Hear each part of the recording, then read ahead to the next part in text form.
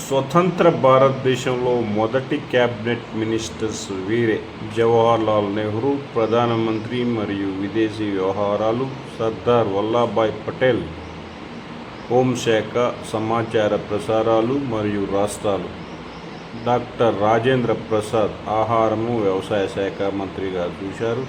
తర్వాత మౌలానా అబ్దుల్ కలాం ఆజాద్ విద్యాశాఖ, doctor John మత్తై railway మరియు రవాణా శాఖ, ఆర్కే షణ్ముఖ శెట్టి ఆర్థిక శాఖ, డాక్టర్ బిఆర్ అంబేద్కర్ న్యాయశాఖ, డాక్టర్ జగ్జీవన్ రామ్ కార్మిక శాఖ, సర్దార్ బల్దేవ్ సింగ్ రక్షణ శాఖ, రాజకుమారి అమృత్ కౌర్ ఆరోగ్య శాఖ, సిహెచ్ బాబా వాణిజ్య శాఖ, రఫీ అహ్మద్ కిద్వాయ్ కమ్యూనికేషన్, డాక్టర్ శ్యామ్ ప్రసాద్ ముఖర్జీ పరిశ్రమలు వాణిజ్య శాఖ, VN Gadgil works mine and power.